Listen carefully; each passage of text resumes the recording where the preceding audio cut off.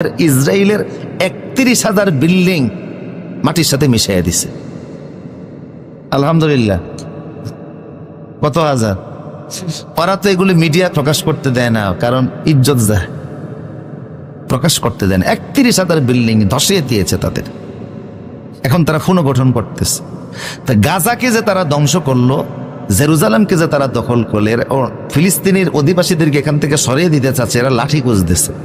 এখন লাঠি খুঁজবে কিভাবে? তাদের দাবি হলো যে এটার নিচে পুরাতন একটা চেম্বারে, গাজার মাটির নিচে, কারণ এই ফিলিস্তিনের মাটিটা এই উল্টাইছে পাল্টাইছে বহুবার, এই সহজে কতবার ধ্বংস হয়েছে আর কতবার পুনর্গঠন হয়েছে আল্লাহ ভালো জানে। এটা অনেকদিন আমরা আলোচনা করব। এই ফিলিস্তিনের এই জমিন যে কতবার মেসাকার হয়েছে, এই সহজে কতবার মাটির সাথে মিশছে আর কতবার যেটা পুনর্গঠন হয়েছে হিসাব ছাড়া বিগত ৬,০০০ বছরে। তো ওদের কথা হলো যে ওই যে ৫৮৬ খ্রিস্টপূর্বের সময় এটা ফিলিস্তিনের ওই জেরুজালেমের মাটির নিচে আছে, এই জন্য তারা বিশ্বাস করে লাঠিটা সেখানে আছে। তাই তারা ফিলিস্তিনের অধিবাসীদেরকে সরাইয়া লাঠি খোঁজার জন্য চেষ্টা করতেছে, লাঠি তারা বের করবে।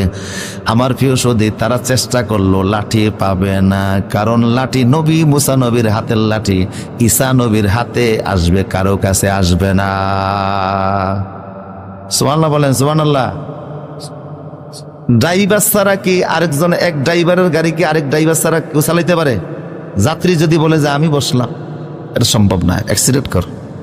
মুসা আলাইহিস সালামের হাতের লাঠি, ঈসা নবী যখন আসবেন ওনার হাতে আসবে, এবং আসলে তিনি মেসাকার শুরু করবেন ইহুদিদের উপরে আর দাজ্জালের উপরে। দাজ্জাল আর ইহুদি মুক্ত পৃথিবী হবে ইনশাআল্লাহ।